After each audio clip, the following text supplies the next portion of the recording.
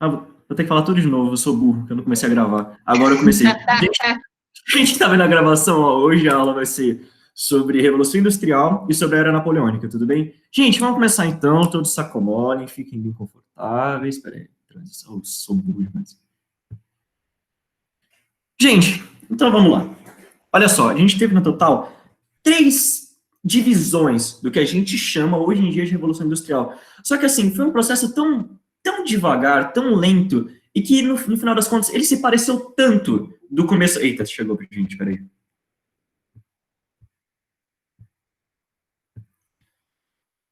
O processo em si, uma das únicas coisas que mudou, além das dinâmicas de trabalho e tudo mais, foram as tecnologias que foram empregadas na primeira, na segunda e na terceira Revolução Industrial. Algumas outras coisas também trocaram, por exemplo, a lógica de produção e tudo mais. Só que, no geral, as coisas são muito parecidas. Então, tem alguns historiadores, não é a maioria, não é consensual, que nem consideram 3 revoluções industriais.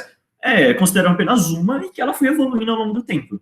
Tudo certo? Só que, assim, para matéria de para ser mais pedagógico mesmo, a gente dividiu em 3. Hoje eu vou dar só a primeira e a segunda Revolução Industrial, tá certo? Então vamos começar. Olha só. Uma coisinha que vocês têm que saber, que na verdade é o mais primordial, é o mais importante, porque vai afetar diretamente todas as dinâmicas da Europa durante o século XIX. A Revolução Industrial começou e por muito tempo ficou restrita ao Reino Unido, à Inglaterra. Por quê? Agora a gente vai ver. Eu já falei isso um pouquinho para vocês durante a Revolução Gloriosa, mas eu vou recapitular aqui porque é importante, tipo, detalhezinho e tudo mais. Então vamos falar algumas coisas, algumas características que permitiram que a Revolução Industrial eclodisse dentro do Reino Unido. Primeira coisa, a ascensão da burguesia no poder. Gente, como eu falei para vocês lembram da Revolução Gloriosa? Foi quando o parlamento subjugou o poder real. O rei reina, mas não governa. Quem faz as leis, quem aprova medidas, quem discute a política é o parlamento. E sendo o parlamento composto por burgueses, é de se imaginar que esses burgueses vão aprovar leis que os favoreçam. Então, assim, isso foi muito importante, porque quem eram os donos das fábricas? Não eram nobres, não eram camponeses, era a burguesia. E, principalmente, outra coisinha muito importante, o puritanismo. Amores, vocês lembram, agora voltando um pouquinho mais, na aula sobre calvinismo. Recapitulando, puritano é o jeito que os ingleses chamam os calvinistas. Você tinha uma prática muito tradicional da Igreja Católica que era contra os lucros exacerbados. Vocês conseguem lembrar das práticas da usura, da prática do preço justo que a Igreja Católica preconizava? Então, para o Calvino, não. Ele falava, olha, a gente está predestinado a ir para o céu ou para o inferno, e a única maneira da gente ver isso em vida é lucrando de maneira justa, enquanto a gente está aqui. Então, eles não condenavam essas práticas, o que também contribuiu para florescer toda uma política mercantil e posteriormente, todo um arquétipo industrial dentro do país. Espera que chegou a gente. Design atual. Outra coisa, a Inglaterra, desde o período da Revolução Puritana e da Revolução Gloriosa, ela começou a acumular capital. Por quê? Isso também está relacionado com o último tópico que eu deixei para vocês, que é a hegemonia naval. Mas vamos lá. Amores, a Inglaterra chegou muito tarde no colonialismo. Vocês lembram daquela dinâmica do mercantilismo que a gente tinha? Nossa, estou falando muito ismo. Você tinha o metalismo dentro do mercantilismo, que era aquela ideia da riqueza de uma nação ser atrelada ao quanto de ouro e de prata, de metais preciosos que eles tinham. Então, de onde vinham esses metais preciosos? Principalmente das colônias. Então, quem se deu bem nessa? A Espanha, que chegou, viu os incas, viu os astecas, aquelas cidades de ouro. Portugal se deu muito bem. Chegou, não inicialmente, mas, quando ele achou ouro na região de Minas Gerais, uma coisa legal. A Inglaterra não tinha isso. Então, ela tinha que adquirir esse ouro e prata de outras maneiras. Qual era a maneira que ela encontrou? Comércio. Então, ela vai investir muito nisso. E o comércio, a maneira como ela vai estruturar essas rotas comerciais com os outros países da Europa vai fazer que eles fiquem independentes da Inglaterra. E dependentes da Inglaterra, todo o ouro que eles tinham acumulado, principalmente Portugal, que era bem putinha na Inglaterra, vai para ela. Tanto é que, por boa parte do ouro mineiro, nosso ouro mineiro, foi para a Inglaterra. Nem para Portugal ficou, ia diretamente para lá. Então, isso foi muito importante, porque, gente, industrialização é cara, muito cara. Você tem que despender muito recurso para que ela consiga acontecer. Principalmente no contexto da primeira Revolução Industrial, que era tudo novo, era novas tecnologias estavam eclodindo. Então, precisava de bastante grana e a Inglaterra tinha bastante grana. Outra coisa que também ajudou, uma política britânica chamada cercamento. Basicamente é o seguinte, amores, essa aula é a recapitulação de tudo que a gente viu, basicamente. Lembra do período feudal, do feudo, como ele se estruturava, as divisõezinhas dele? Tinha uma área que é chamada das áreas comunais, que eram, como o próprio nome já diz, comuns a todos. Os servos poderiam usar, os nobres poderiam usar. Mesmo que o feudalismo tenha ruído como um sistema, essa tradição das áreas comunais continuou por muitos países, inclusive na Inglaterra. Só que chegou um ponto que não era interessante para a burguesia que essas terras continuassem públicas. Então eles começaram a privatizar essas terras. E aí, quando eles privatizavam, quais as práticas que eles vão colocar, principalmente nesses lugares? Pastorio. Então, eles vão criar ovelha, vão criar gado. E o que acontece? Dois fatores. Primeiro, ovelha, você obviamente vai ter uma produção de lã, e essa lã vai ser utilizada diretamente nas fábricas. Lembrando que as primeiras fábricas que a gente teve não é esse negócio de usina que eu deixei na foto para vocês, monte de fumaça. Era tear, era costura, então isso vai ser muito importante. Segunda coisa, as pessoas que viviam nas áreas comunais, que usavam dela para plantar, para ter sua subsistência, elas não vão conseguir mais se manter no campo, elas vão começar a ir para a cidade. A gente tem um êxodo rural e, principalmente, mão de obra abundante e barata. Muito barata, ridiculamente barata. A gente também vai ver isso. Outra coisa que a Inglaterra deu muita sorte. No terreno inglês, especificamente, você tem muita mina de carvão e de ferro. Carvão é matriz energética, para alimentar chaminés e tudo mais, e ferro era muito utilizado para diversas coisas. Você faz embarcações, você faz máquinas, você faz uma cacetada de coisas com ferro, então isso é muito importante.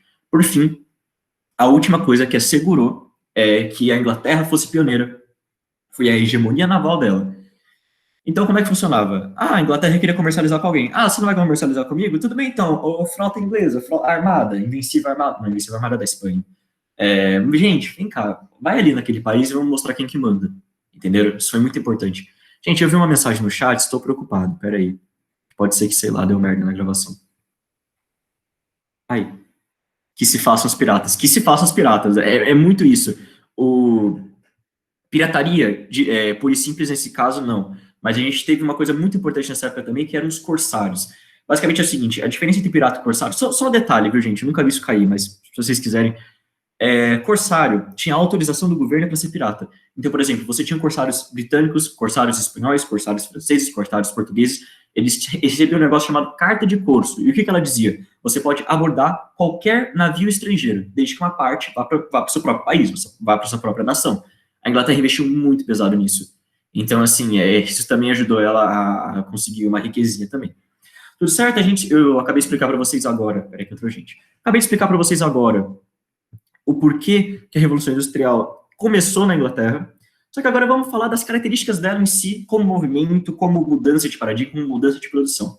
Primeira coisa, super importante, gente, Revolução Industrial, máquina, você tem a gradual substituição da força humana pela máquina. Então, você tem a energia hidráulica, você tem a energia gerada por vapor e tudo mais. E no comecinho era muito bem isso. Não foi não é que você não iria mais empregar pessoas na fábrica, não é que elas não teriam que fazer força, não teriam que usar os seus músculos, da força bruta, porque elas tinham, sabe, muito problema de assim, era tão exaustivo o trabalho, eles tinham que empregar tanto do físico que, assim, não eram comuns deformações. Só que o que a gente quer dizer com isso? A força humana deixou de ser o principal fator do trabalho. Gente, antes disso não tinha nada dessas coisas, assim, era tudo mato, literalmente.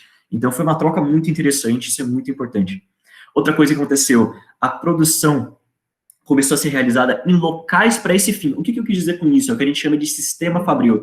Antes você tinha uma produção muito artesanal, sabe? É muito do núcleo familiar. Então o ferreiro, ele ia ter a oficina dele no mesmo lugar que era a casa dele, sabe? Era no porão. A mesma coisa para artesãos, para, sei lá, costureiros. Agora não. Agora a gente tem as fábricas. As fábricas foram feitas e criadas para esse fim. Elas foram erguidas para as pessoas se aglomerarem, trabalharem, produzirem e depois irem embora. Sabe, é uma mudança muito grande. Peraí que entrou mais gente.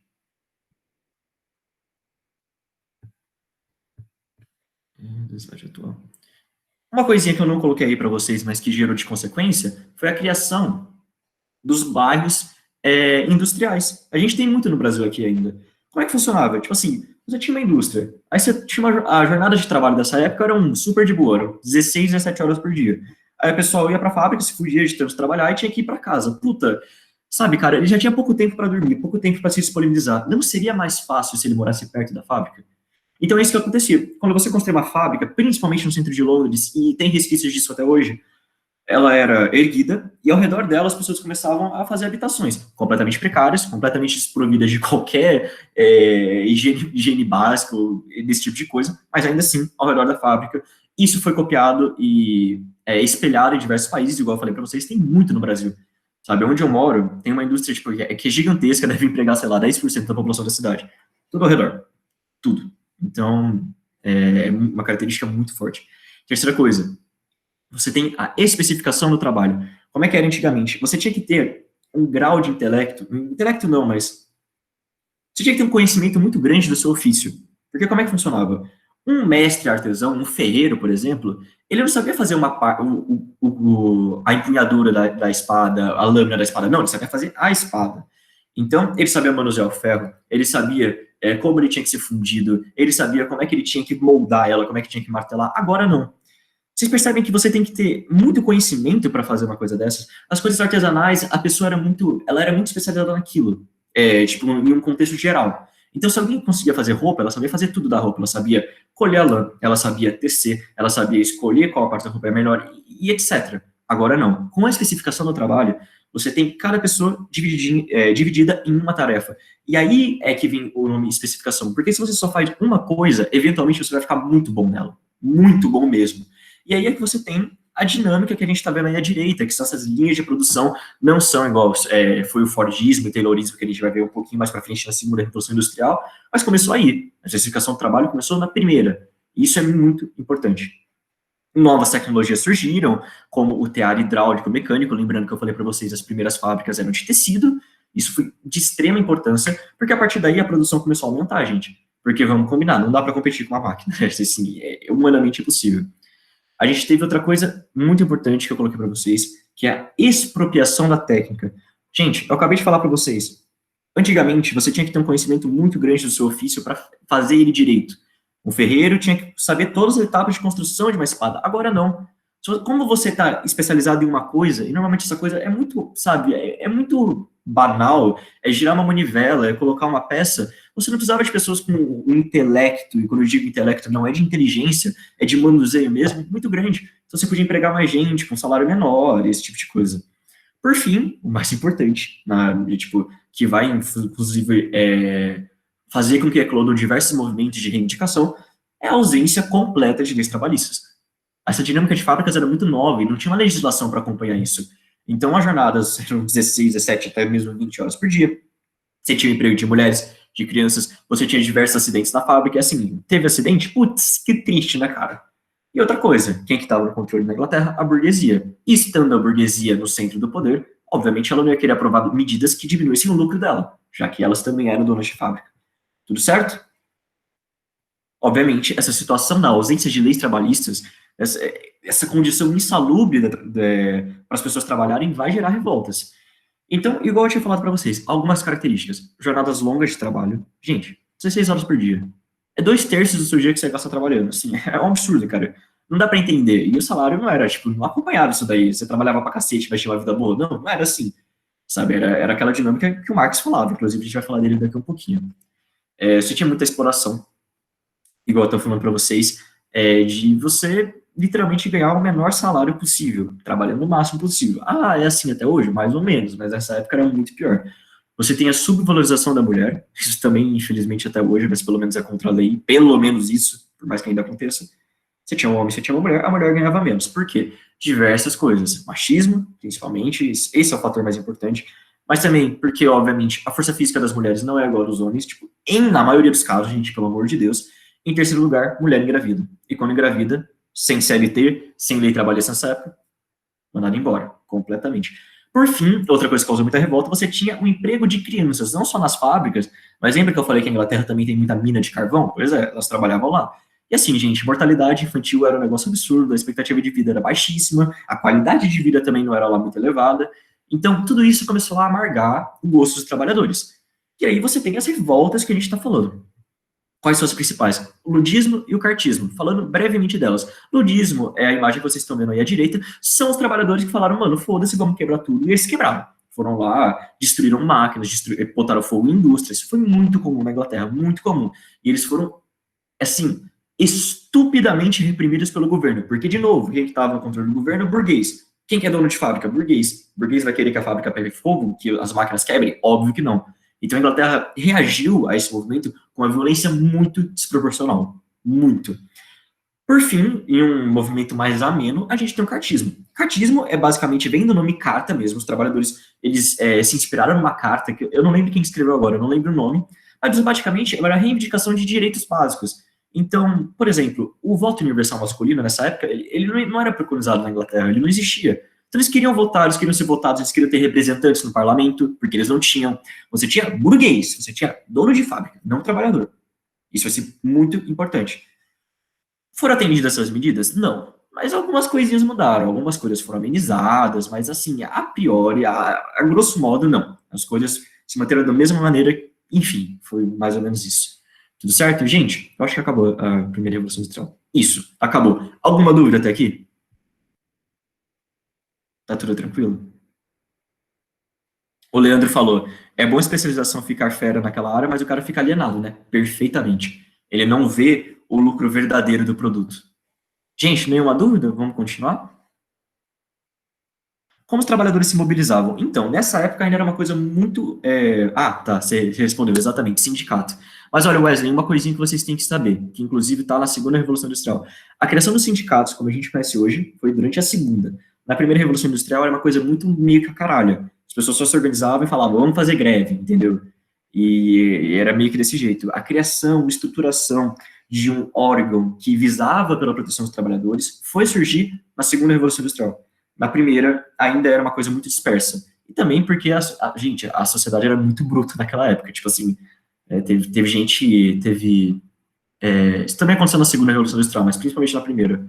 Gente que se recusava a trabalhar, tudo bem então. O patrão pegava a fábrica com todo mundo dentro e botava fogo. E ele não era preso. Então, tipo assim, aconteciam umas coisas bizarras. Então, sim, Wesley, eles se mobilizavam por sindicatos, mas os sindicatos, especificamente, vão surgir durante a segunda Revolução Industrial. Vão se estruturar durante a segunda. Tudo certo? Gente, eu não falei a data para vocês, né? A Revolução Industrial vai de 1760 até 1850, e guardem essa data, porque ela vai interferir na Era Napoleônica. E a Segunda Revolução Industrial, que eu estou dando agora para vocês, só para não ter que dar depois mais para frente, vai de 1850 até 1950. E a Terceira Revolução Industrial? 1950 até os dias de hoje. Tudo bem? Primeiro fator importante que eu tenho que falar para vocês. Lembra que eu falei que a Revolução Industrial, durante a primeira Revolução Industrial, foi restrita à Inglaterra? Pois é. A partir da segunda Revolução Industrial, ela vai se expandir para outros países, principalmente Estados Unidos, Japão, Alemanha, Brasil não. Brasil não. Brasil vai ter a primeira fábrica em, sei lá, siderúrgica com Vargas, 1930, mais ou menos. É bem para frente mesmo. Então, começou a se expandir. E é por isso que a gente não considera, tipo, tem historiador que nem considera uma segunda Revolução Industrial, considera parte da primeira. Por quê? O que você tem? Vocês vão ver isso daí. O que vocês têm de mudança? Vocês têm mais tecnologia, você tem a revolução abrangindo mais países, e você tem uma mudança grande, mas ainda assim uma mudança da linha de produção que, honestamente, não ficou tão diferente quanto era antigamente. Então, pode ser considerada a mesma coisa. Facetas da mesma moeda, sabe? Só evoluções. Mas, enfim, outra coisa que surgiu durante a Segunda Revolução Industrial, ferrovia. E com as ferrovias, maior dinamismo. Porque, gente, até essa época, era barco e carroça, sabe? Os meios de locomoção eram muito precários mesmo. Então, quando surge o trem, e os países começam a construir ferrovias que davam dinheiro davam puta do dinheiro, vocês vão ver isso quando a gente for ver os Estados Unidos, eles fizeram grande fortuna com a construção de linhas férreas. Além de dar uma puta de uma grana, você tem uma maior comunicação entre os lugares.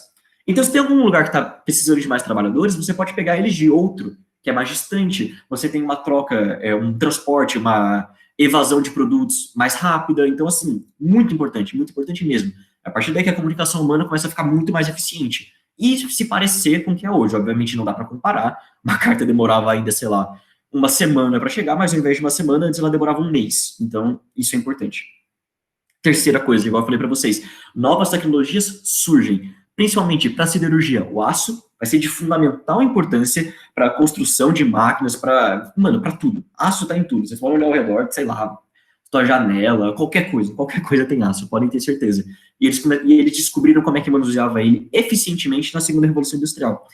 E outra coisa, quais eram as matrizes energéticas da primeira Revolução Industrial? Carvão, que gerava vapor. Agora, a gente tem novidade.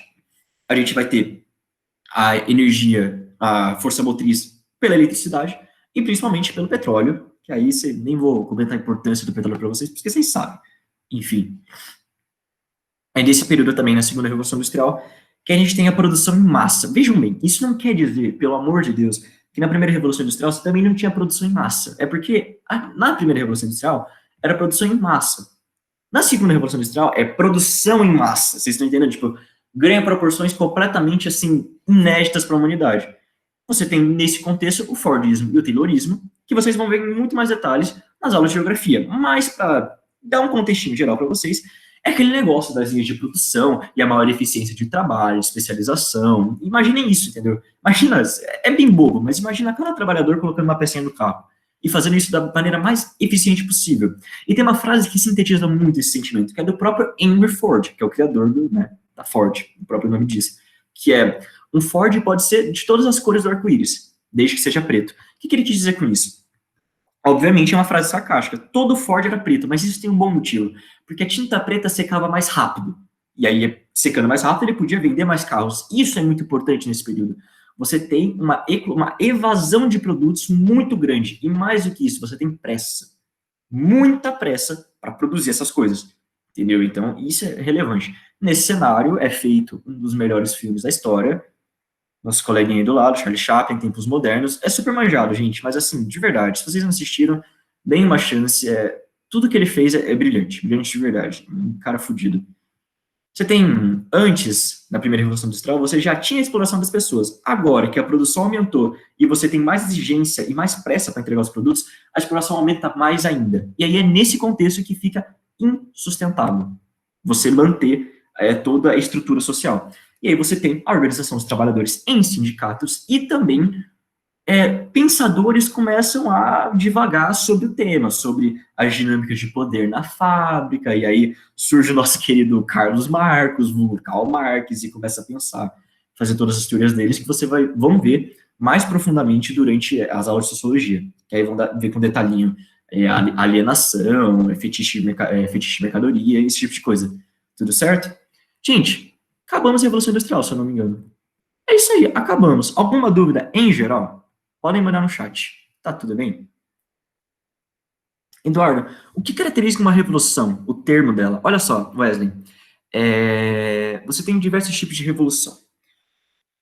A priori, de maneira muito, muito, pelo amor de Deus, de maneira muito, assim, não singela, mas de maneira muito grosseira, revolução é quando você tem uma mudança completa, estrutural das coisas. Então, por que chama Revolução Industrial? Porque você tinha um meio de produção da antiguidade. Esse meio foi completamente descartado e mudou muito, se transformou. Aí, na segunda Revolução Industrial, por isso que falam que é a mesma coisa, sabe? Você muda de novo as coisas. Não foi um rompimento tão grande quanto na primeira, mas ainda assim teve muita mudança. Puta, surgimento do Fordismo e do Taylorismo. Isso é muito importante. Também tem o nome Revolução atrelado a movimentos políticos. Então, a Revolução Francesa, gente, não preciso nem falar, a gente acabou de ter essa aula da importância, tudo bem? Então, é mais ou menos nesse sentido, Revolução. Quando você tem uma mudança gigantesca dentro das dinâmicas de estrutura social. Tudo certo? Gente, se não tiver mais dúvidas, a gente continua. Edu, você poderia explicar novamente sobre cercamento na primeira Revolução Industrial? Claro, Vitória, Viti, não sei o seu apelido, mas enfim. Cercamento era o seguinte, você tinha as áreas comunais, que eram resquícios da época do feudalismo, que basicamente era o seguinte, você tinha áreas que eram públicas, que qualquer pessoa poderia usar, usufruir, plantar, morar. Só que isso não era interessante para a burguesia, e eles começaram a privatizar essas áreas. Quando eles privatizaram essas áreas, começaram a vender para outros produtores, para grandes latifundiários, duas coisas aconteceram, que ajudaram na eclosão da primeira Revolução Industrial. Primeira coisa, essas áreas que foram privatizadas foram usadas principalmente para a criação de ovelha. E a ovelha tem lã, e como eu já falei para vocês, na primeira Revolução Industrial, as primeiras fábricas que surgem eram de tecelaria, era para fazer roupa. Então era matéria-prima. Segunda coisa muito importante, as pessoas que moravam nessas áreas comunais foram expulsas. E sendo expulsas, elas tinham que arrumar alguma maneira de subsistência. Elas acabam indo para cidades, onde se instalam de maneira, vamos, bem rudimentar, e aí você tem um crescimento muito grande da oferta de mão de obra. Se você tem um crescimento da mão de obra e ela não é necessitada, você tem uma mão de obra abundante e barata, que também vai ser de primordial importância para a Revolução Industrial. A Steph, sim, pensa nessa parte da Revolução, o Wesley falou, pensa nessa parte da Revolução Industrial 1, 2, 3. É isso aí, Wesley, perfeito, cara. Na terceira Revolução Industrial é a mesma coisa. Você tem o toyotismo em oposição ao Fordismo, enfim, gente, essa mudança de paradigma mesmo, sabe? A Esté, Edu, fala de novo de hegemonia naval, por favor. Esté, a hegemonia naval da Inglaterra foi uma maneira deles assegurarem que eles iam conseguir fazer comércio com todo mundo, que eles conseguiriam transportar as rotas mercantis a colônia. Gente, vocês lembram do ato de navegação do Oliver Cromwell, que ele fez aquele... É do Oliver, né? Pelo amor de Deus, Eduardo. É do Oliver Cromwell. Que ele fez aquele negócio e falou, olha só, dentro da Inglaterra só entra produto que é transportado por navio britânico. E como é que ele conseguia, tipo, como é que ele tinha poder para impor isso? Pela Marinha da Inglaterra. Então ele falava, Portugal, você vai negociar comigo. Aí Portugal falava, mas eu não quero negociar com você. Vixe, que pena, hein? Olha a Marinha Britânica indo invadir Lisboa. Entendeu? Era mais ou menos isso, era uma maneira da Inglaterra impor à força os seus interesses. Tudo bem, gente? Alguma outra dúvida? Deixa eu ver se eu perdi alguma coisa. Hegemonia... Ai, Sté, você já tinha perguntado, me desculpa, de verdade. Agora que eu vi que você perguntou 2 vezes. Tem um filme chamado O Germinal, que aborda como foi essa época da Segunda Revolução Industrial. Camila, eu nunca ouvi falar. Camila, Cami, não sei. Eu nunca ouvi falar, depois eu vou dar uma chance, de verdade. Muito obrigado. O Vinícius falou provavelmente do Chaplin e tudo mais. Gente, vamos seguir então? Tá tudo tranquilo? Mais alguma dúvida? Show. Não, isso aí depois. Então, se não tiver mais nada, mais uma última chance, o Cálice para sempre, a gente vai para Era Napoleônica. Gente, eu amo esse tema, pelo amor de Deus. Então, vamos. Vamos lá, gente. Slide atual. Ai, gente, eu sei lá, eu vou começar a fazer os slides assim agora, tipo de capa, porque eu achei muito bonito, na moral, mas enfim. Amores, vamos começar. Uma coisinha que eu fui mongol, que eu esqueci de falar para vocês na última aula. Assim, eu não sei como eu esqueci isso, mas tudo bem. Gente, divisões históricas, lembram? Arcaica, moderna, contemporânea e tudo mais. Então, o que eu acabei de fazer, mano? Eu fui muito burro. Você tem a Revolução Francesa em 1789. A Revolução Francesa, o marco, a queda da Bastilha, foi a transição da Idade Moderna para a Idade Contemporânea. Tudo bem? Eu esqueci de falar isso, cara. Eu não acredito que eu esqueci de falar essas coisas, mas enfim. Tudo bem? Então, primeira retratação que eu tinha que fazer aqui para vocês, tudo bem? Revolução Francesa, transição da Idade Moderna para a Idade Contemporânea. Por quê? Porque mudou a porra do mundo inteiro. É quando você tem, ó, quando o iluminismo se espalha definitivamente para as outras, você tem um monte de revolução em tudo quanto é lugar, Haiti, mas assim, um monte de lugar, tudo bem? Isso vai ser muito importante. Tudo bem que o Haiti foi em outro contexto, mas ainda assim foi influenciado, enfim. Era napoleônica. Gente, é o seguinte, essa parte que eu vou falar agora não cai diretamente em vestibular. Que eu vou falar um pouquinho da vida dele, mas por que eu vou falar? Ah, porque eu só gosto? Também, não vou mentir para vocês, eu gosto muito de dar um contextinho. Mas isso vai ser muito importante, porque o Napoleão, antes de um líder, ele também, toda a maneira que ele arquitetou para ele conseguir ascender ao poder é muito importante, porque isso, o jeito que ele fez vai entrar na cabeça da população francesa. E aí vocês vão entender, porque quando a gente para pra pensar, gente, assim, racionalmente, o que a gente teve? A gente teve a Revolução Francesa para depor a monarquia. E aí depois surge um cara que é imperador, mas, pô, os franceses têm problema mental? Tipo, o que é isso? Como é que eles aceitaram isso? É muito importante que vocês saibam essa parte, então. Tudo bem? Não cai diretamente no vestibular, mas é rapidinho, assim, super de boa. Tudo bem? Então vamos lá. Primeira coisinha, vamos falar um pouquinho sobre a figura, o homem, a pessoa Napoleão Bonaparte. Ele nasceu na ilha de Córcega. Gente, a ilha de Córcega é do ladinho da Itália. Inclusive, foi no ano que ele nasceu que essa ilha passou a ser da França. A França comprou a ilha de Córcega. E assim, o pessoal de Córcega não ficou tão feliz, teve um monte de revolta e tudo mais. Mas assim, ele virou francês por cagada, na real. Porque, teoricamente, ele era para ser italiano. Inclusive, os pais dele eram italianos. Era de uma família nobre eu acho que de Gênova, se não me engano. Da pequena nobreza, assim. Napoleão não era nem muito rico, nem muito pobre. Ele estava na média e tinha uma vida relativamente confortável. Isso fez ele sofrer bullying na escola. Por quê? Gente, ele foi aprender a falar francês com 10 anos de idade, quando ele foi para Paris. Então, assim, toda a vida do Napoleão, por toda a vida, ele vai falar um francês com sotaque muito italianizado. Eu não sei como é que um italiano fala francês, mas, enfim, falavam que ele tinha um sotaque desgraçado, que era até um pouquinho difícil de entender em momentos, e isso acompanhou ele pela vida inteira. E no começo da carreira militar dele, ele era tratado como um estrangeiro, como uma aberração. Então, tipo assim, ó, o cara de Córcega lá, baixinho, 1,69. Tô brincando, gente, pelo amor de Deus. Mas, enfim. Peraí que entrou gente.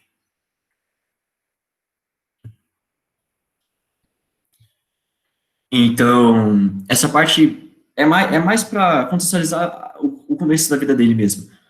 Segunda coisa, muito importante, que assim, gente, não tem nem como eu falar essas coisas, vocês já sabem. Enfim, ele era um prodígio, Napoleão era um gênio, mas não era um gênio nas áreas militares e tudo mais. Não, ele era um gênio, gênio. Ele era muito inteligente.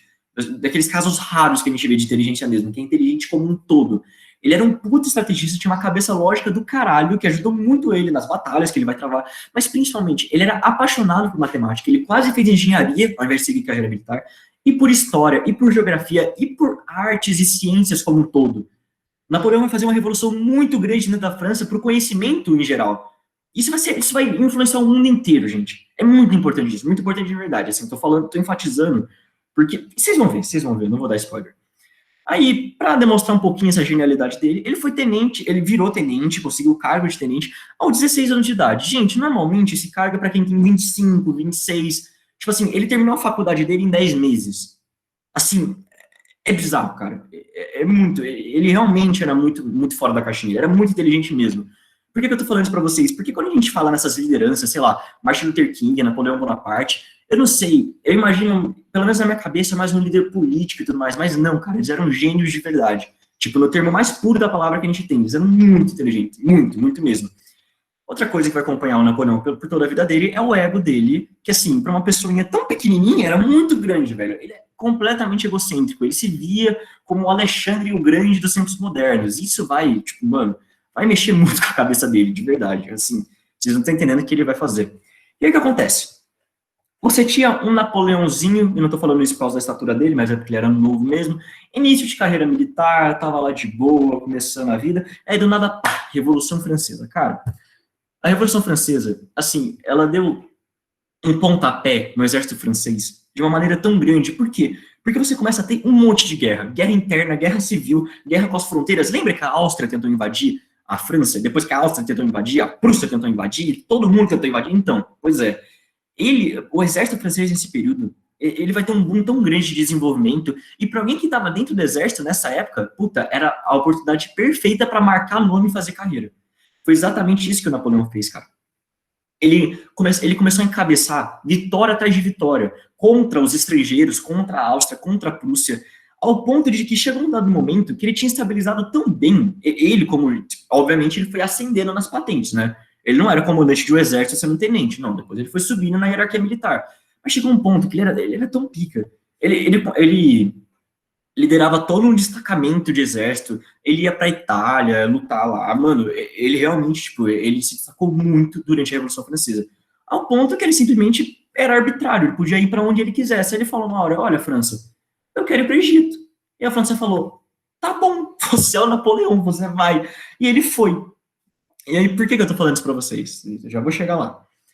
E todas essas batalhas, todas essas vitórias que ele conseguia, todos esses terrenos que ele conquistava, ele fazia muita questão de divulgar para a mídia francesa. Isso é uma coisa muito importante de Napoleão, que a gente tem essa figura emblemática que a gente tem dele, porque ele sabia se vender como um herói, como um mártir, como um guerreiro. Ele vai criar 2 jornais por iniciativa própria, e esses 2 jornais vão ser dedicados a elucidar, a ilustrar, a relatar as batalhas que ele tinha, que obviamente de uma maneira muito enviesada, vai, gente? Quando ele ganhava uma batalha, ele era o herói, era o salvador da França. E quando ele perdia, a culpa nunca era dele. Pode ter certeza. E esse imaginário do Napoleão criou um monstro no sentido que a população francesa, principalmente a mais humilde, a menos abastada, via ele como um deus, como um libertador. E isso vai influenciar no ego dele, que já era pequenininho, né, gente? Pelo amor de Deus. Outra coisa muito importante que eu queria falar para vocês do Napoleão é que eu falei para vocês, gente, ele era um gênio em tudo, muito admirador das ciências humanas, da história, da geografia. Então, o que acontece? Quando ele consegue um certo poder na França, posteriormente, depois, em uma época que a gente chama de consulado, ele vai pegar o Louvre, que era um palácio chiquérrimo da nobreza, e vai abrir ele ao público. E aí ele ia mostrar para a população, olha, gente, olha como esses nobres viviam, olha todo esse luxo, todo esse rococó, vocês não veem como a Revolução Francesa foi importante? Vocês fiquem com raiva desses nobres, porque enquanto vocês passaram fome, olha aqui os ouros, olha aqui os espelhos. Só que além de ele abrir o Louvre para isso, ele também começou a colocar peça de arte lá. Ele também começou a colocar artefatos históricos. E no Louvre, hoje em dia, gente, tipo, inclusive, dá para visitar ali pelo Google Maps, viu, se vocês tiverem curiosidade. Tem a porra de uma esfinge no Louvre. Ah, por quê? Porque o Napoleão foi pro Egito. E assim, gente, quando ele ia nessas campanhas militares, é realmente muito parecido com o Alexandre o Grande. Ele levava cientista, ele levava arqueólogo, ele levava botânico, ele levava tudo que ele podia levar para coletar informações sobre a terra que ele estava e tudo mais.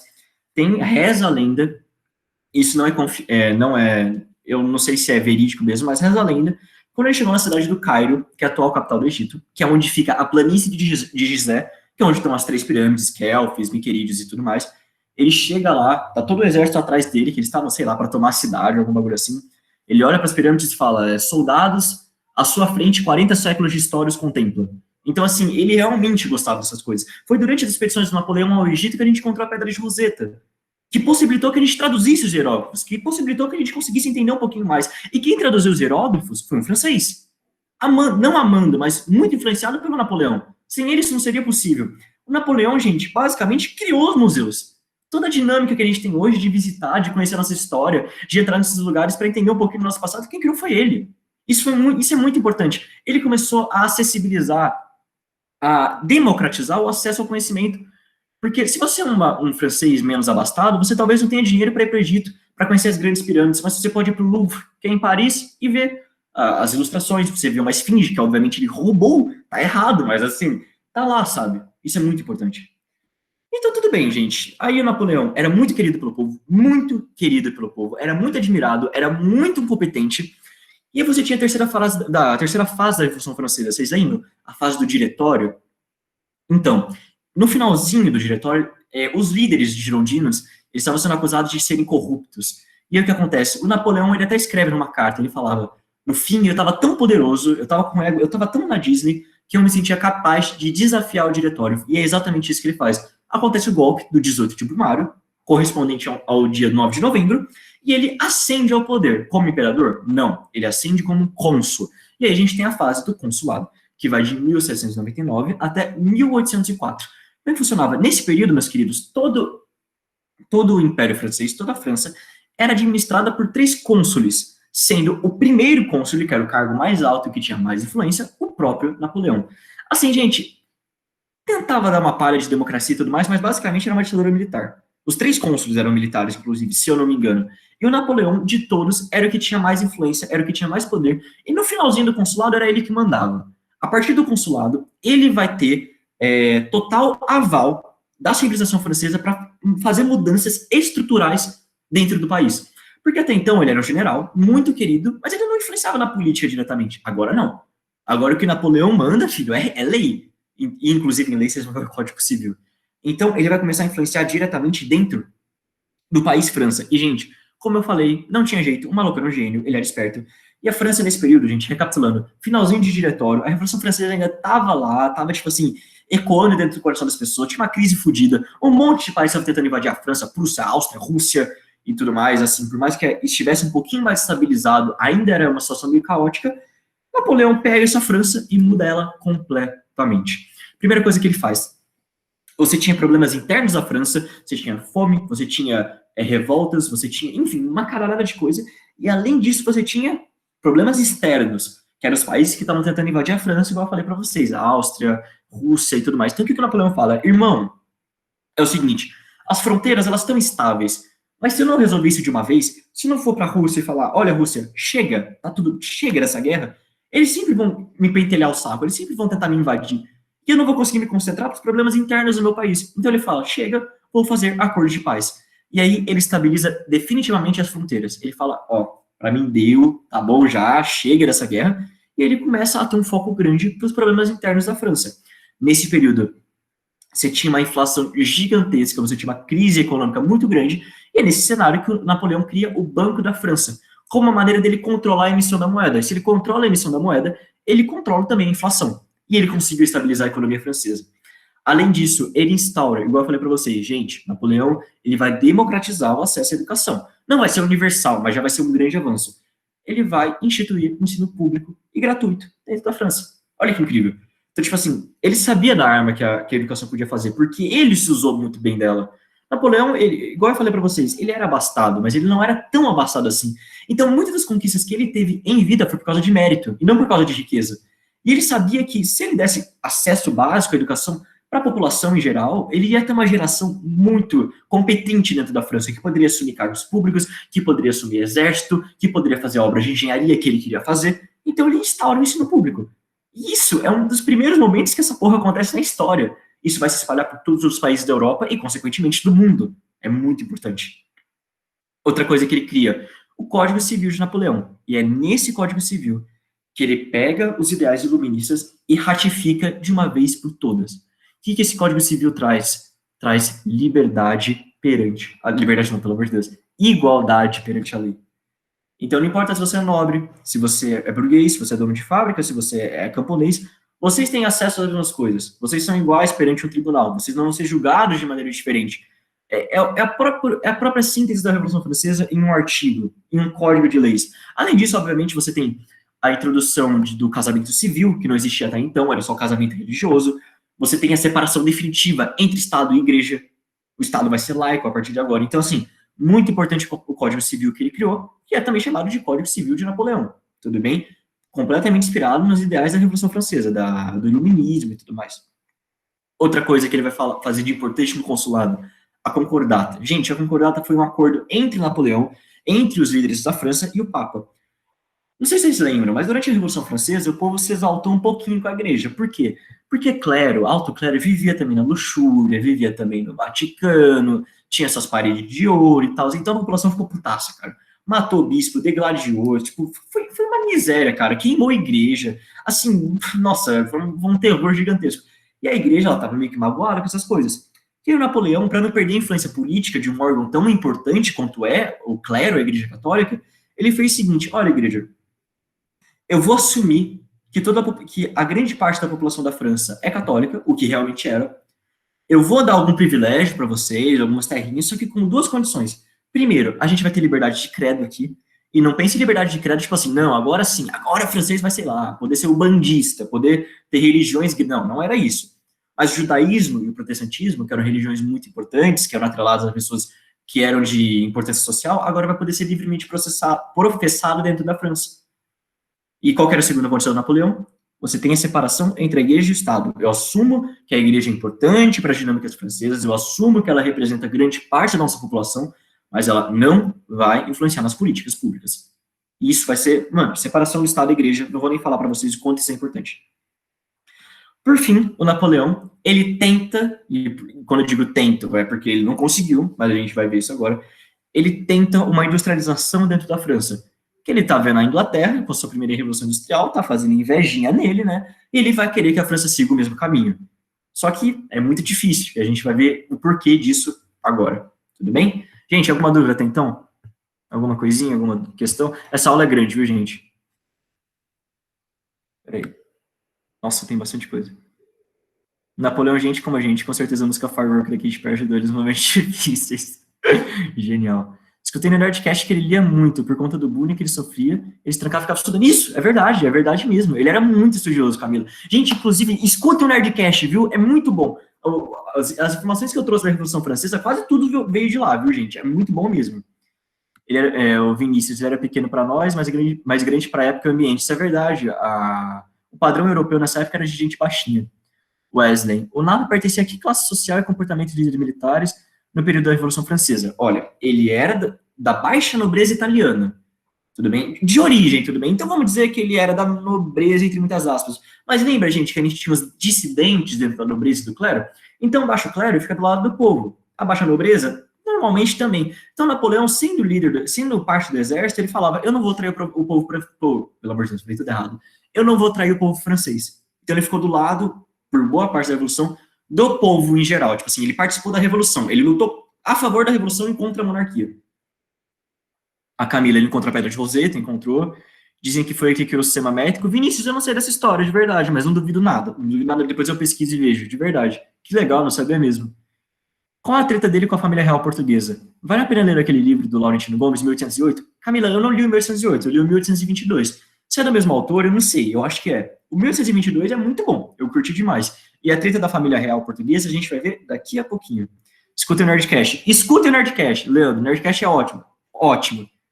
E ele não vai com a cara mesmo, não, ele não vai. Gente, mais alguma dúvida? Alguma coisinha? Algum comentário top? Essa aula é grande, viu? Inclusive, a gente não vai fazer exercício hoje, porque vai demorar. Enfim.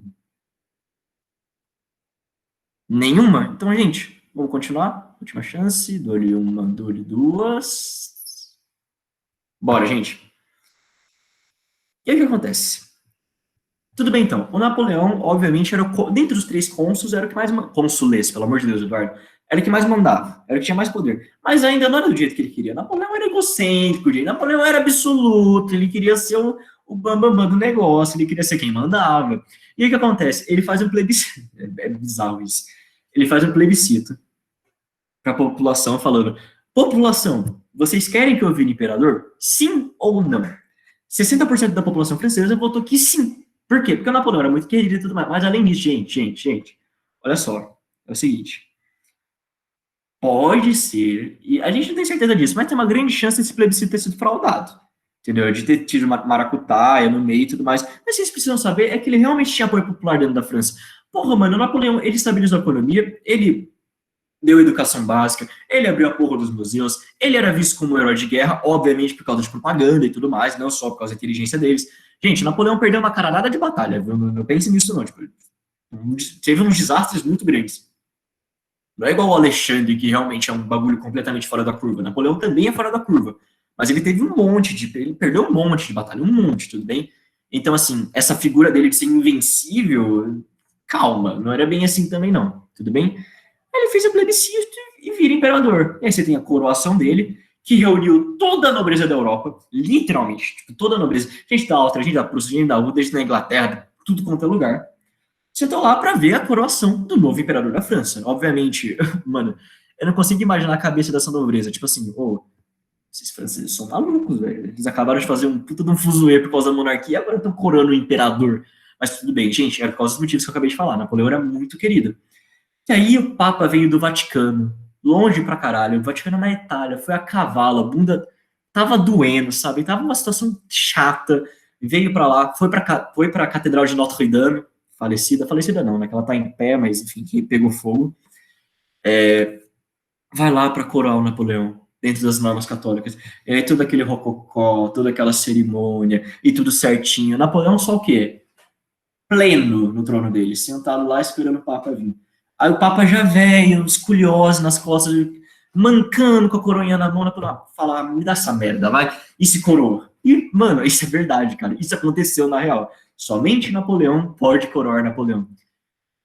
Olha, gente, eu não tenho certeza, mas eu acho que a partir daí que a Europa viu que o Napoleão não batia muito bem da cabeça, não. Que assim, o ego dele talvez desse merda depois. Tipo, gente, vai dar merda, eu tô avisando. Esse cara é maluco, esse cara é um lunático. E querendo ou não, essa nobreza tava certa, cara, porque o Napoleão vai fazer um monte de coisa depois.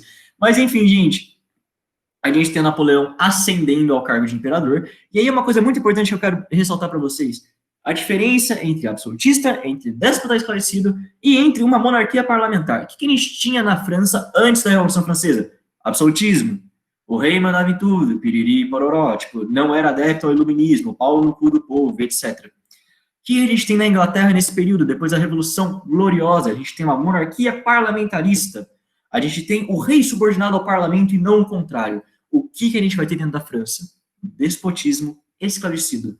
Não é tipo tão idêntico ao que o Voltaire falava, principalmente, lembra, gente, o Voltaire, que era o que mais falava sobre o despotismo parecido, que é o que defendia essa forma de governo, mas assim, o Napoleão, ele vai ter um poder muito grande dentro da França, muito maior do que qualquer outro rei na Inglaterra tinha naquele período. Por quê? Porque o rei da Inglaterra tinha que obedecer ao parlamento, o Napoleão não.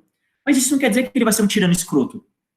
De novo, ele foi muito influenciado pelo iluminismo, ele era muito inteligente, ele era muito culto, ele lia esses livros. Então, assim, ele vai ser muito mais um déspota esclarecido. Vai seguir as ideias iluministas, mas quem que manda na parada é ele. Entendeu? Isso vai ser muito importante. Vai ter consultores, obviamente. Ele vai. Mas, enfim, isso é detalhe para outras coisas. E aí, o que tem dentro do Império, gente? Que é a coisa mais importante desse mundo, do universo? A rixa com a Inglaterra. Por quê? Por quê? Primeira coisa, Inglaterra e França, nessa época, eram rivais, assim, desde a cacetada, gente, guerra de 100 anos, guerra de 7 anos, guerra sei lá do que, guerra, sempre Inglaterra de um lado, França de outro, os dois se odiavam. Sabe quando isso vai mudar? 1914, durante a Primeira Guerra Mundial, porque antes disso, eles eram inimigos, e só inimigos. Então já tinha essa amargura com a Inglaterra, porque normalmente quem ganhava as guerras era a Inglaterra. Outra coisa, isso aqui, ó, industrialização. O Napoleão tentou, por tudo que era mais sagrado, industrializar a França. Só que qual que é o rolê? Vamos lá, agora a gente vai voltar nos slides, agora a gente vai voltar. Vamos lá. A França tinha ascensão da burguesia para o governo? Mais ou menos. Teve. sabe? Girondino, Jacobino eram todos burgueses, da alta e da baixa burguesia, mas assim, teve, vai. Teve acúmulo de capital? Não, não teve.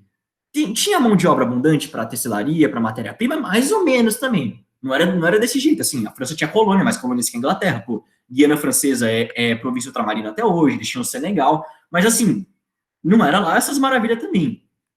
Eles tinham hegemonia naval? Não, não tinham, definitivamente não tinham. Então o que acontece? O Napoleão, ele podia tentar, por tudo que era mais sagrado, industrializar a França. Ele não ia conseguir, por quê? Porque o produto que ele estava fazendo lá na França ia competir com o da Inglaterra, e o da Inglaterra era melhor e mais barato. Ele não ia conseguir vender, sabe? O mercado não ia deixar. Então, puta, cara, ele tentava, não estava conseguindo fazer. Aí o que ele pensa? Irmão, eu tenho duas alternativas para conseguir a França. Ou eu invisto uma fodida na indústria, eu consigo desenvolver técnicas que os ingleses têm, que nem os ingleses têm, e assim, dessa maneira, eu melhoro a qualidade dos meus produtos, deixo eles mais baratos e começo a vender. Ou eu posso ser a porrada na Inglaterra. Eu dou 3 segundos para vocês pensarem qual que você escolheu. Qual que ele escolheu. Pois é. E aí a gente começa o que a gente chama do bagulho mais da hora do mundo. Gente, eu amo essa parte da história. Que são as guerras napoleônicas. Que o Napoleão, no alto dos seus 1,69 m, desculpa, Léo, tô zoando mesmo, desculpa de verdade. Do alto dos seus 1,69 m, do alto do seu ego infladíssimo de imperador, ele fala, tá na hora de transformar a França em um império de verdade. Aos moldes do Império Romano, aos moldes de Alexandre, que era a grande inspiração da vida dele. Reza a lenda, inclusive, meus queridos, eu não falei isso para vocês, mas é um detalhezinho, que ele invadiu o Egito porque o Alexandre tinha feito a mesma coisa. Assim, tinha toda uma desculpa que ia atrapalhar o comércio com a Inglaterra, umas rotas de chá que vinha sei lá da onde, mas assim, tem a chance dele ter invadido também, porque, sei lá, inspiração do Alexandre, enfim. Nessa noia dele de eu vou fazer a França do Império, ele começa a travar uma caralhada de guerra. Uma caralhada de guerra, contra um monte de país, um monte.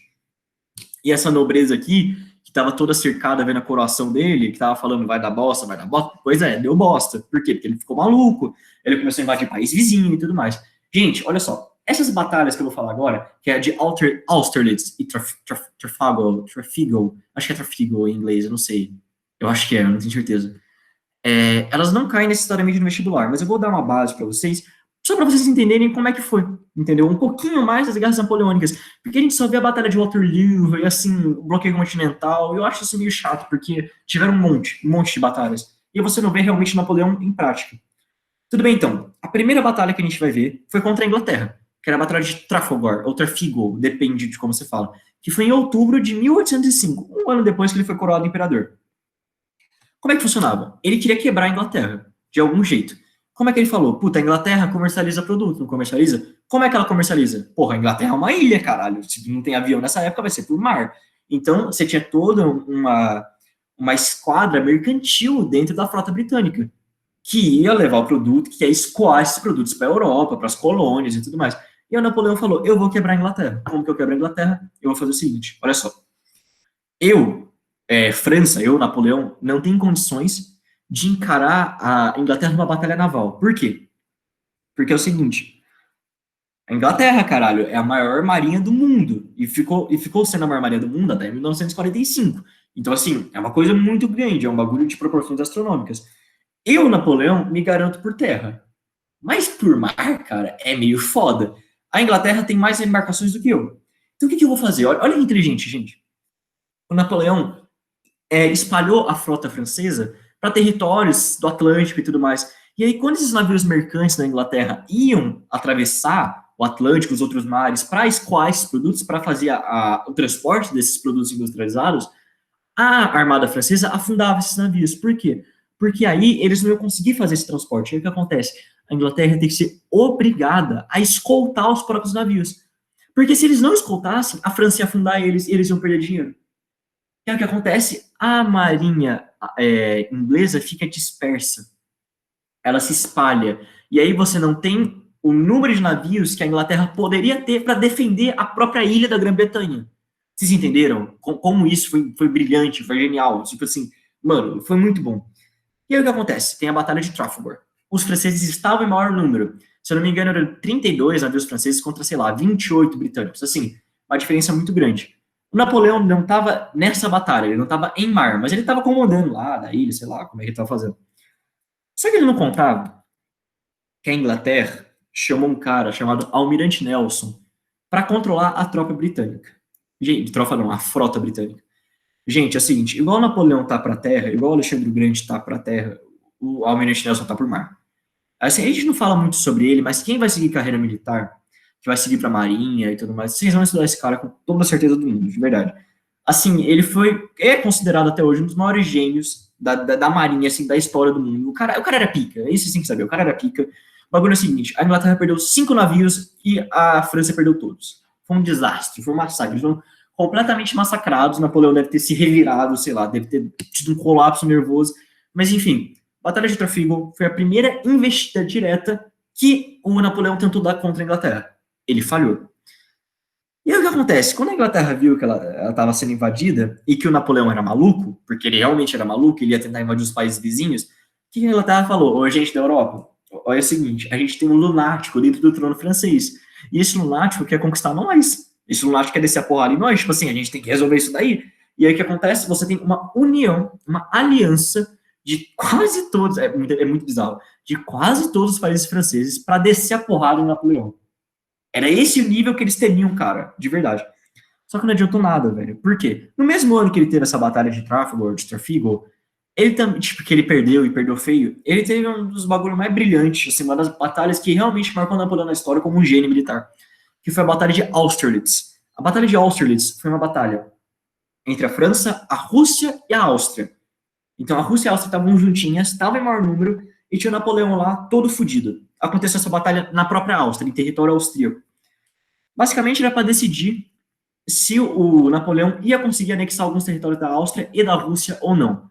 Porque lembra, gente, igual eu falei, guerras napoleônicas não foi só contra a Inglaterra, foi contra uma caralhada de gente ao mesmo tempo. Isso é muito bizarro.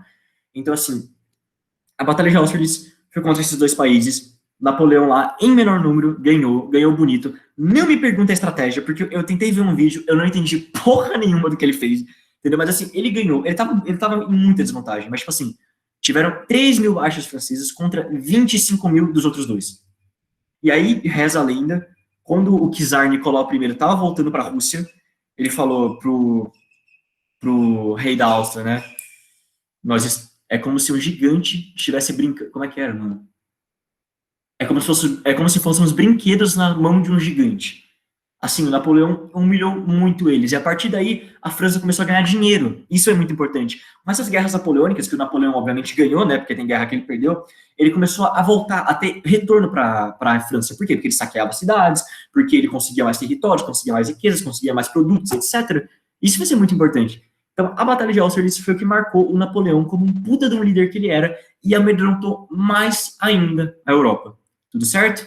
Gente, um pouquinho longo, mas enfim. Alguma dúvida? Nerdcast. Ele não vai com a cara. Napoleão foi a jornada, mais ou menos. É boa comparação. A propaganda do Napoleão é tão grande que Jesus foi representado. É verdade. A família real inglesa se deu bem, não fez nada e ganhou uma grana. A Camila, mano, é muito verdade isso, cara. É muito verdade. E assim, vocês querem a minha opinião, eu acho um absurdo, mas tudo bem. O Vinícius. Eles são uma atração turística viva. Eles são uma atração turística viva, porque mesmo que eles não façam muito, eles também chamam muitos turistas e possuem muito poder representativo. Essa é a minha teoria do porquê Elizabeth não foi decapitada até hoje, cara. Porque sem Elizabeth não vai ter troca da guarda, cara. E o centro de Londres, cara, é um bagulho bizarro. Tipo, tem gente que tá o teto quando tem a troca da guarda. Fica de boa. Eu não entendi o que o Léo falou. Eu acho que eu fiz alguma merda e aí ele falou fica de boa. Enfim. Ele pensou tanto sobre a criação de um túnel como no ataque de ar também contra a Inglaterra. Verdade. Ligação. O Wesley, deu uma bugada aqui. O comportamento do Napoleão na política interna era oposto da ideia elaborada na Assembleia Constituinte. O porquê dessa aceitação do movimento dele? Eu não entendi, Wesley, o que você falou. Você pode me explicar direitinho? Tipo assim, eu vou continuar a matéria agora, escreve tipo de novo, eu não entendi o que você me falou, e aí eu tento responder de novo. Tudo bem? Divisão dos poderes. Ah, tá. Mano, é o seguinte, cara. Olhando desse jeito, realmente parece que os franceses são malucos. Porque, tipo assim, você tem a Revolução Francesa, tudo bem? A divisão de poder, não pode absolutismo, decapita rei e tudo mais. E aí, um pouquinho de tempo depois, puta, Napoleão Bonaparte, imperador da França. Só que é o seguinte, realmente, Wesley, não respeitava a divisão dos poderes. O Montesquieu já tá se revirando no túmulo nessa altura do campeonato. Mas aí que tá, ele era querido. entendeu? Tipo, o povo da França gostava dele, ele era um bom administrador. Então, meio que o povo perdoava isso daí, sabe? Era um iluminismo muito, o iluminismo de Napoleão era muito mais Voltaire do que Montesquieu, do que Locke, entendeu? Era muito mais essa parte, sabe? Não era o absolutismo, não era o conjunto como um todo, não era igual os Estados Unidos, que teve divisão de poder, que teve presidencialismo e tudo mais, não, era uma coisa mais à parte, entendeu? Se não tiver mais nenhuma dúvida, gente, a gente segue e já tá acabando a aula, viu? Eu prometo pra vocês. Dou-lhe uma, dou-lhe duas. Vamos continuar então.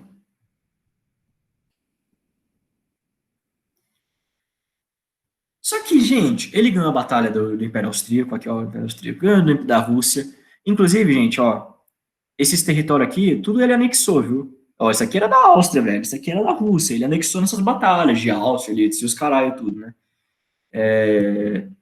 Só que ele não queria, ele não tava querendo a Áustria, ele não tava querendo a Rússia. Assim, era legal que ele conquistasse, era legal que ele conquistasse. Olha quem tá aqui, ó quem ele queria, tá aqui. Ele queria a Inglaterra, mano, ele queria o Reino Unido. Então o que que ele fala? Irmão, é o seguinte, eu vou quebrar essa merda desse país. Eu não vou deixar ninguém comercializar com eles. Por quê?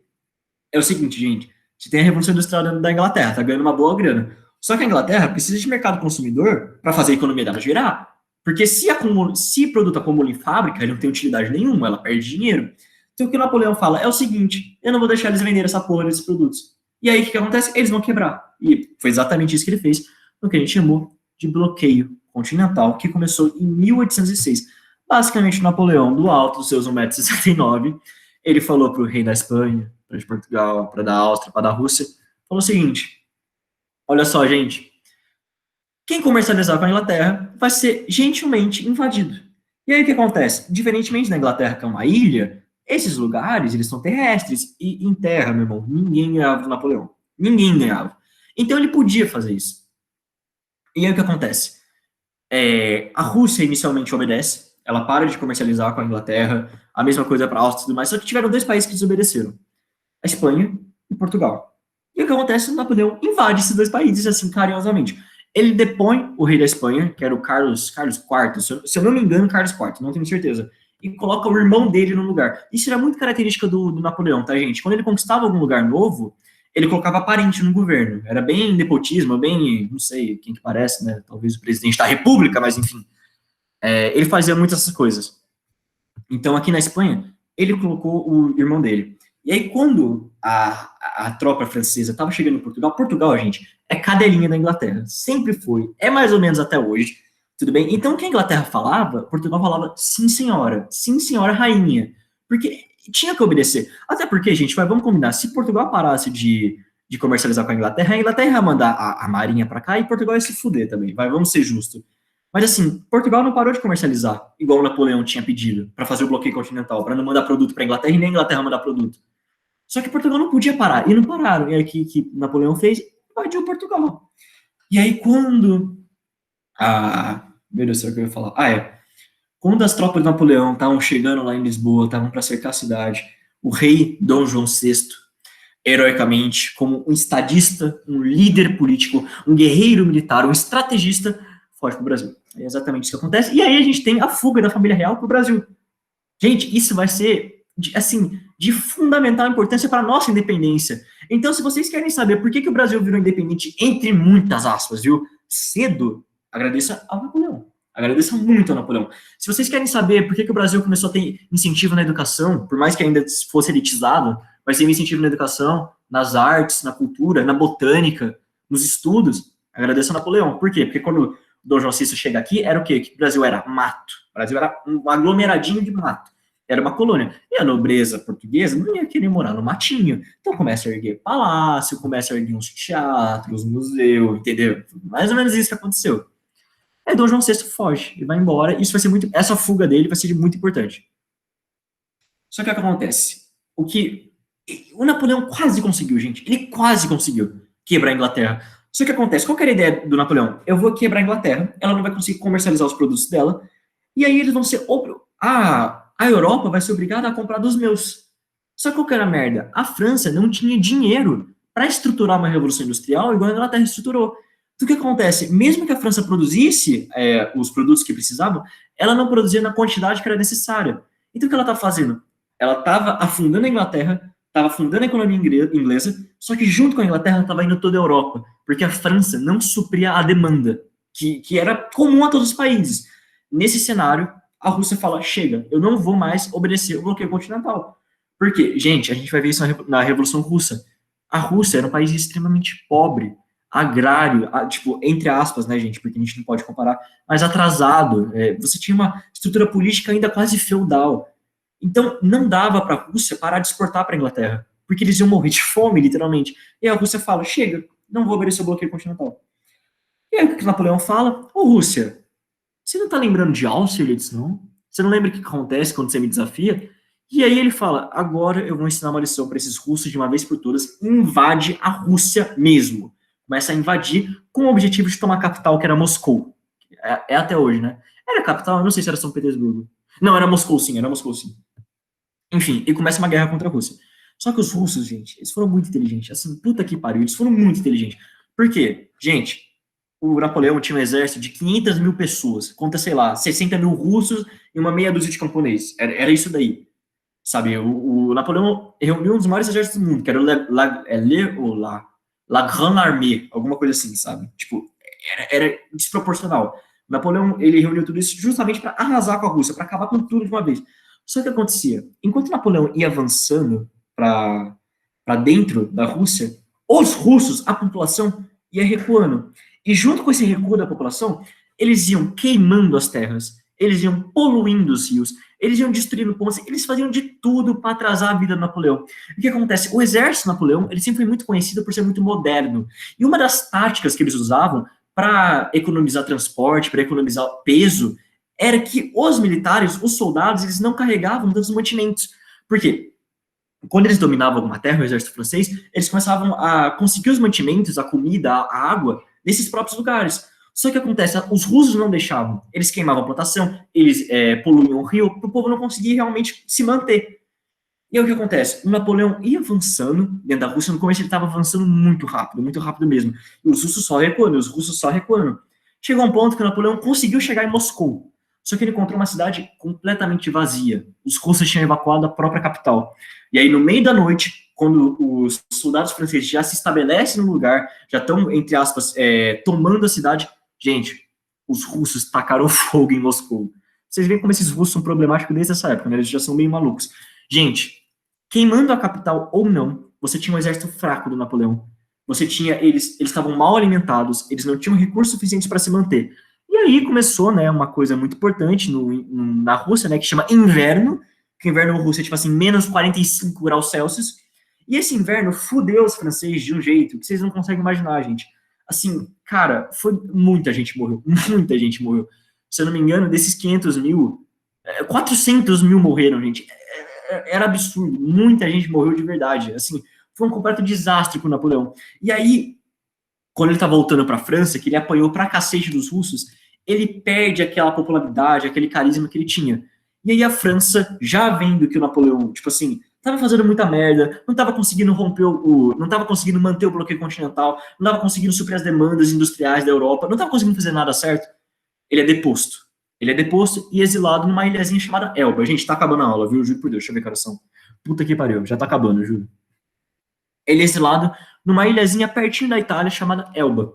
E a monarquia dentro da França é restaurada. Agora, gente, olha só, do fundo do meu coração, eu tentei entender por que a monarquia voltou na França. Eu juro que eu tentei entender, de verdade, mas não consegui. Não consegui entender qual que é a caralho da alegação que eles fizeram, de por que eles restauraram a monarquia, sendo que, sei lá, 20 anos atrás eles tinham decapitado Luís XVI. Mas eles restauraram, isso é importante. Só que aí, o Napoleão, enquanto ele estava nessa ilhazinha chamada Elba, que ele estava exilado, chegou aos ouvidos dele que ele ia ser transferido para outra ilha, que era no meio do Atlântico, chamada a Ilha de Santa Helena. Gente, a Ilha de Santa Helena, joga no mapa. Ela está entre o Brasil e entre a África, no meio, e não tem nada melhor. Por quê? Porque o povo da Europa cagava de medo do Napoleão. E essa é a verdade. Ele era incontrolável. Se ele voltasse para o poder da França, com toda certeza ele ia tentar bater nos europeus de novo. Então, assim, eles queriam exilar esse cara, eles queriam deixar ele o mais longe possível. E eles iam transferir ele para Santa Helena. Quando ele soube disso, ele falou, não vou. E aí, aconteceu um dos bagulhos mais da hora da história. Ele foge da ilha de Elba, vai pro território continental, e aí, mano, quando os franceses descobrem isso, tipo, o rei francês descobre isso, que a monarquia foi restaurada, ele manda todo o exército para encontrar o Napoleão, para tomar o poder, tipo, para tentar matar ele, para tentar prender ele de novo. Por quê? Porque o Napoleão era pica, mano. Porque o povo tinha medo do Napoleão de verdade. E aí acontece um dos bagulhos mais bizarros, porque quando o Napoleão, ele tá, tipo, reza a lenda, viu, gente? Mas provavelmente foi assim de verdade.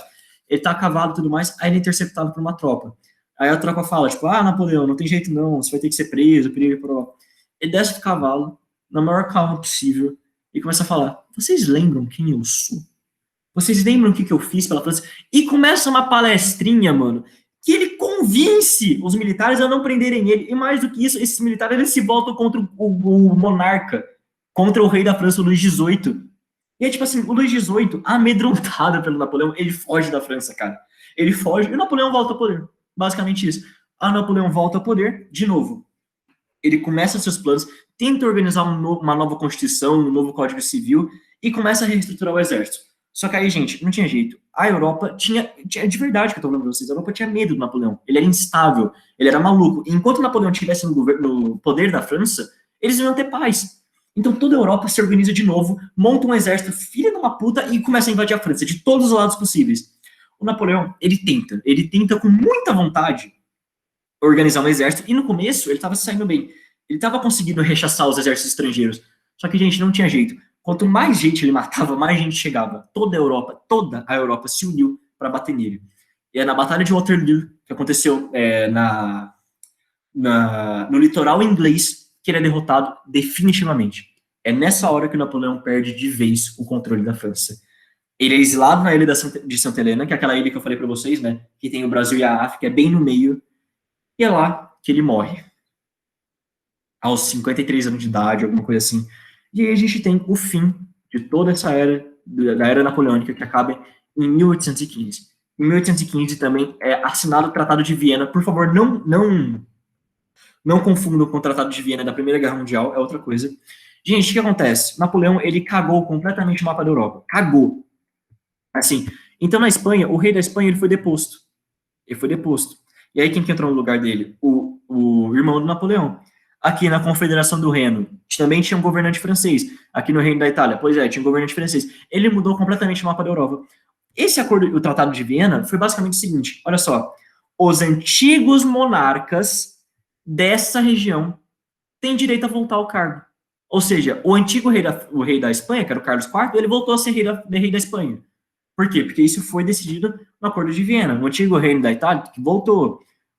A Confederação do Reno, ela se partiu uma caralhada de estadinho e tudo mais.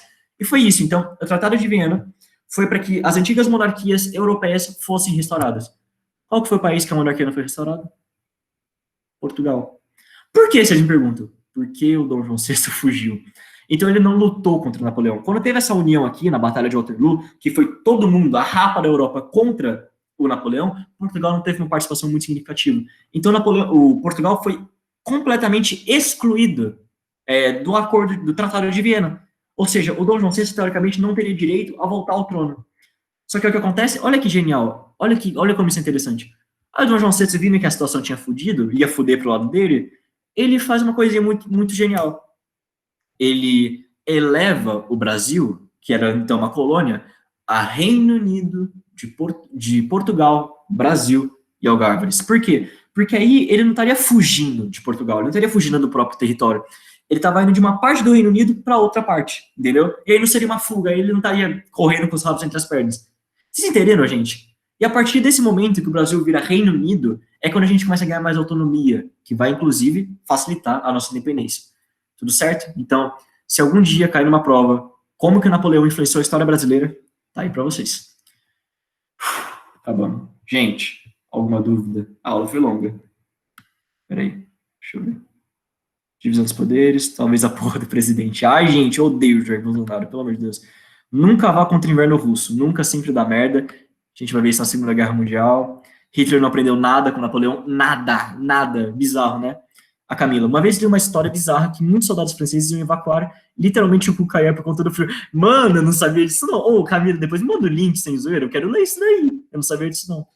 O Hitler era fã do Napoleão, era fã, mas da pior maneira possível. Gente, alguma dúvida, algum comentário, alguma curiosidade, que eu vou ver muito disso, do Cucaí e do... Ai, peraí, vou parar de gravar a aula. Gente, tá vendo o vídeo? Beijo, viu? Fiquem bem, fiquem em casa, até mais. Falou.